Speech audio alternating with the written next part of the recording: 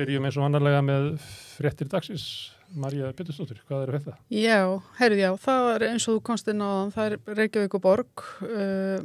Það voru mótmæli í upphafi maraþonfundar sem enn stendur yfir niðurskurð. Út af Siglunesi. Út af Siglunesi, siglingaklúbnum.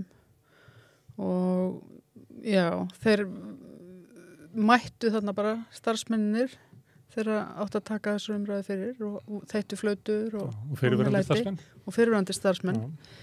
Þannig að þetta er bara frábær starfsemi sem að borgin ætlaði þarna leggja niður. Ég veit ekki hvort það komið eitthvað. Það mátti heyra á degi að mögulega yrði þessi tillaga dregin tilbaka. Já, mögulega einhvern stundarsækir. Auðvitað ætti þetta heima hjá öðrum íþróttafélögum eins og það væri frálegt að Reykjavíkurborg væri að reka einhverja svona þjónustu fyrir barn og ungmenni. Já. Mjög skytið. Já. Það eru miklu fleira sem að vera vín hérna á Hverfisgötunni, það er að skera niður þar. Einmitt. Það er náttúrulega að vera að skera niður hérna, Stíg og Tröð. Já, sem að þú ætlar að ræða við hana Belindu. Já, þetta er alveg svakalegt ástand í borginni núna. Og maður velti fyrir sig líka sko hvort að þeir tala þetta sé eftir þensluna í COVID-árunum. Og eitthvað svona, hvort að það hefði ekki einhvern veginn mátt. Það er bara ránt, sko. Já. Þú veist, Siglunes var ekki sett í gangi COVID. Nei, nákvæmlega. Stígur og Tröð var ekki sett í gangi COVID. Þannig þetta er bara, það er orðið hérna, við höfum talað áður, þessi upplýsinga óreiða frá stjórnmálamönnum er orðin alveg gengdalus. Þetta er orðið svo mikið rögl. Þannig að treystið sér til að þvæla málum bara ótrúlega. Já, einmitt. Já. Heyrðu, svo er það... Við veitum ekki hvernig það endar, kannski verður þetta fellt, en líklega ekki, af því að meirihlutin er meirihluti. Já, einmitt. Einmitt. Hvað er meira? Heyrðu, svo er það matfuglsískinni sem keyrir upp og greiði á Almu Legufélagi og skrifaði nú grein um þetta í dag, ekki satt? Þetta er dæmið hennar Ragnar Þór í VFR, setti þetta inn á Facebook-síðu sína. Já. Og við skrifum frétt út frá því. Og sko hækkunin er alveg, hún er sko 30% pluss, 31%. Í verðbólgu sem er 9,5%. En öllum líkindum eru þau að hækka þetta í takt við eignaverð. Já. Það er eins og sko leigjendurnir eigi að borga, það er ekki nóg fyrir að eigendurnir sko fái hækkunina á eignunum, heldur alltaf til þess að sko leigjendurnir að leigan hækki í takt við það. Þetta er svona svo að hækka eitthvað í báða enda eitthvað neginn. Já, og þeir sem eiga þetta, Brynja segir Ragnar og ég held að það sé komið ljós nú eftir, er fáttakona, nálægt eftirlaunaldri. Hinum megin er matfuglsískinin, gíslabörn, 6 held ég. Þetta er fólk sem að auðgaðist á, hérna, við tölum þetta daginn þegar við keyptu Freyju. Já. Að þau upphafið auðera eru innflutningshöft á kjúkling. Landbúnaðar pólitíkinni þannig að annars eru sauðfjárbændur og mjólkurbændur styrtir og hins vegar eru innflutningshöft til þess að halda upp í verði á innlendum afurðum sem að fyrst og fremst kemur til góða fyrir þá sem er rækta svín og þau eiga ali og þau sem að rækta egg eða hænsfugla sem verpa og svo kjúklinga eftir það. Og þetta skiptir sko 100 miljóna ári og þarna hleðs síðan upp hagnaður sem er byggður á því að þú borgar sko 3-falt meira fyrir kjúklingin heldur en að fólki í næstu löndum gerir. Og núna hafa þau verið að nota þessa peninga til þess að kaupa önnu fyrirtæki, þau eiga náttúrulega mjög stóra heildsölu sem heitir Mata, þau eiga Ali, þau eiga voru að kaupa Freyju, þau eiga eru stærstu einkafjárfestarnir í Regin, Reitum og Eik kaupallinni. Þau keyptu svo Alma á 11 milljarða. Fyrsta árið sem þau áttu Alma, að þá var 12,4 milljarða hagnaður á Alma. Langstæstu leiti út af hækkun eignaverðs en leigan stendur undir öllum rekstri og gott betur en samt bætist við einhverju 12 milljarðar sem að þau græða á því að eiga geta þá tekið lán og byggt meira eða keypt meira eða aukið umsvið sín. En þrátt fyrir þetta, þrátt fyrir ógnar hagnað Ölmu, að þá eru það að hækka leigunum 30%. Þetta er svo... Þetta er skuggalegt. Ha? Þetta er skuggalegt. Já, og mér dettur í hug líka sko til þess að setja einhvern veginn allar, að því þetta er svona egna fólk sko og gróðin vantarlega svo gigantískur sko að ég myndi vilja sjá þetta dæmi reiknað eins og við reiknaðum daginn hérna Samherja út frá því að þeir fengju 1 milljón á ári. Já, hvað þetta er mikill hagnaður. Já, þú veist, setja hann í eitthvað svona samhengi. Við skiljum þetta ekkert betur þóttu við stillum þessu svona upp. Það kemur í ljós að þetta er svo háar upp. Já, maður verður bara svona ennþá sjokkaraðri.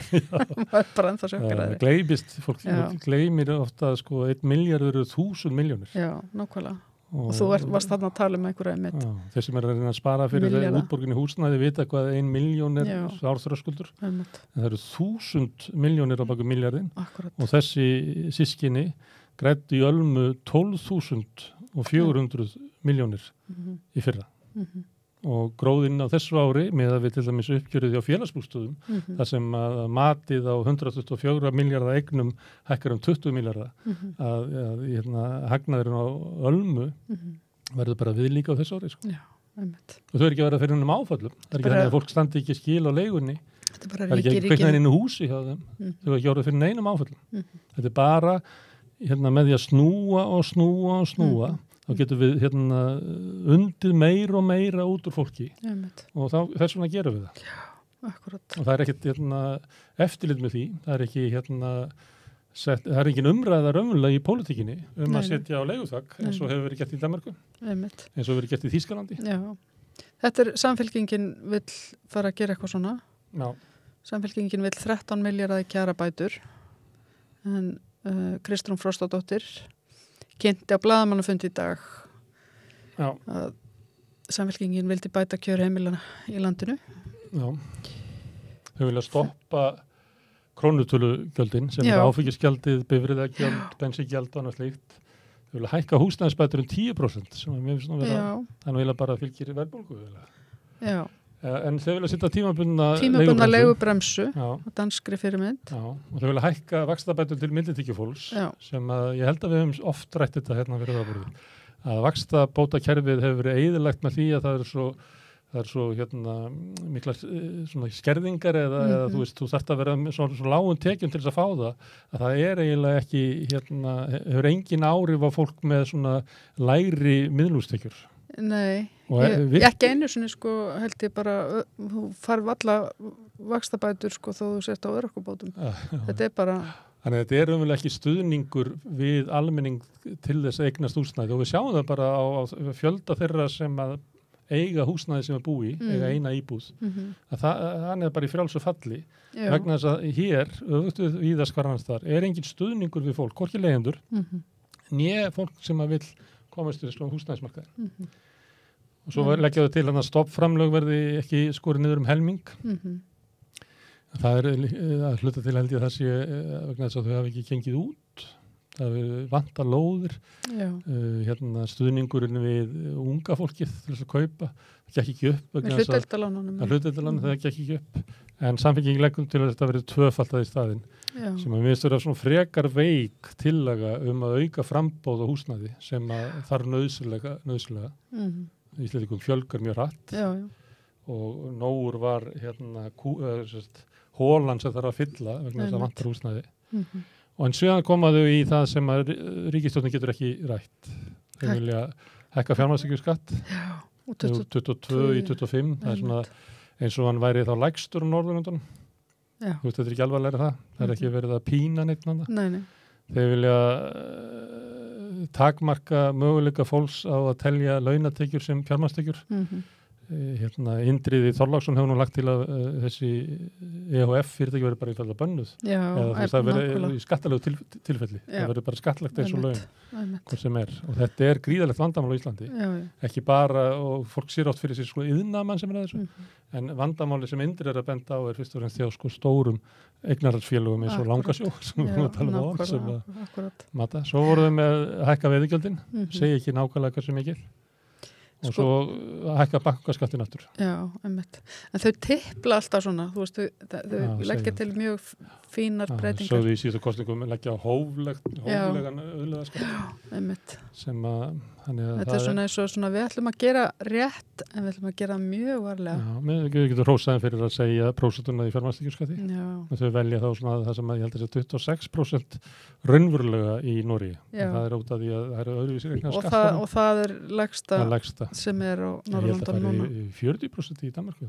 Já, einmitt. Þannig að og hann er miklu hærri í Bandaríkjunum. Þannig að það er þetta að finna lönd sem eru með miklu hærri fjármagnstekjuskatt en í Íslandi. Einmitt. En þetta er það sem er snjallt hjá Samfylkingunni, eða eins og þau lesi erlend blöð, er að þetta eru svona í takt við það sem er verið að ræða erlendis. Og þess að erlendis er verið að ræða vandamáli sem við stóndum frammi fyrir sem framfærslu kreppu. Akkurat.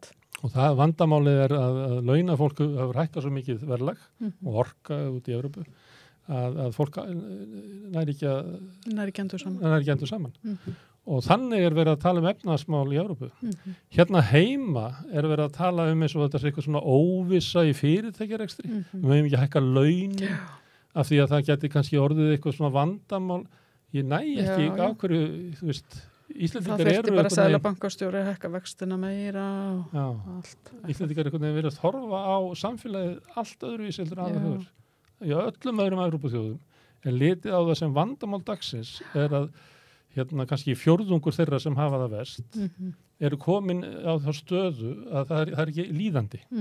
Það er ekki líðandi það að fólk ná ekki endur saman stórir hópa fólks og við verum að gera eitthvað í því. Hér er ekki verið að reyna já, eins og þú segir, trufli ekki ásker í Seðlabankanum, það er ekki reyður. Það er svolítið þannig. Og það er svona eins og við séum minnst alltaf svona eins og við séum svona nýrík þjóð á einhvern hátt, endalaust. Og svona nýrík frjálshyggju þjóð. Frjálshyggjan risti dýpra hérna heldur en víðast hvar annars staðar. Já, hún gerir það. Svo er það líka oft þegar út í litlu samfélagi. Þegar kemur eitthvað svona tískubylgja, þá skrapar hún alveg botnin. Maður átt að segja þessu þegar maður kemur til í stórborgir. Það er alltaf einn hippi ennþá á lífi og einn pönkar ennþá á lífi, það deyr ekkert út. Það er á Íslandi þegar tískubylgjan koma, það hverfur allt. Það eru allir ándir eins kortir í sinna. Og ég held að svona hugmyndafræðilegt áfall íslensku þjóðurinnar út af nýfrjálshyggjunni verði bara seint vanmetið. Já, einmitt. Þetta með meira fyrir Herri, já, það er skortur á félagslega húsnæði á Akureyri. Þar er fyrirhugað samt að taka í notkun 46 nýjar íbúður á næstu 2 árum, en listin, það eru 160 manns á biðlista eftir félagslega íbúð. Já, þannig á að halda 80 áfram á biðlista allavega í 2 ára íbúð. Já, einmitt. Þetta er minnum en á Reykjavík, þar er þetta Þau eru að setja stoppframlög til annara, eða til óhagnadrifinna legufélaga, búið að gera samningum 32 nýjar íbúðir hjá Brynju hússjóði. En þetta er svolítið vandamál held ég, að sveitafélög eru að varpa eða setja stoppframlög til Brynju og láta einhvern veginn bara, já, húsfélag Öryrkjabandalagsins sjá þetta. Já, það er eins og sveitafélögin haldi það að það sé ekki þeirra að byggja. Já, það er svolítið þannig. En það er bara öfugt við alla 20-öldina. Já, einmitt. Fyrstu svona aðgerðir í því að leysa húsnæðisvanda var þannig að Reykjavíkurborg byggði. Einmitt. Herðu, verkföllin eru byrjuð í Bretlandi. Já. Og það var svolítið athyglisvert að lesa grein það, ég held að það hefur verið hjá RÚV, þar sem var verið að tala við starfsfólk shelter hjálparsamtakana, samtök fyrir heimilislausa. Það kemur einmitt inn á þetta leika sem varst að tala þessa kreppu bara við það að ná endum saman. Framfærslu kreppuna. Að þar var fólk sem er að vinna fyrir fyrir þessi hjálparsamtök eru í verkfalli af því þau eru bara að segjast vera við það að verða heimilislaus sjálf. Já. Tala við einstæða móður sem að bara segist ekki ná endur saman á þessum launum og endi bara sjálf í shelterinu eða í Guðmundur Auðunsson alltaf á leiðinni hérna til okkar við að segja okkur frá verkfallunum. Já, við kannski fáum hann til þess að segja okkur nánar. Ég held að verði mikil átök í Breitlandi. Það alveg viðbúið, þeir voru nú búin að kalla út herinn. Já. Svo segja frá því á dögunum. Eru vinir okkar járnbrautarstarfsmennir alltaf loka járnbrautunum nokkur sinnum fyrir jól. Já, það það sem svona að ræða Bretana mest held ég. Og svo eru hjúkrunarfræðingarnir að fara í verkfall í fyrsta skipti. Já. Hvort það var fyrsta skipti bara... Það eru fleiri 100.000. Já, einmitt. Það er svo hátalað. Já, einmitt. Það er kannski að pröfa til þess að skilja hann að setja einn hjúkrunarfræðing á dag og reikna hvað er mörg ár. Já. Já. Þetta er meira.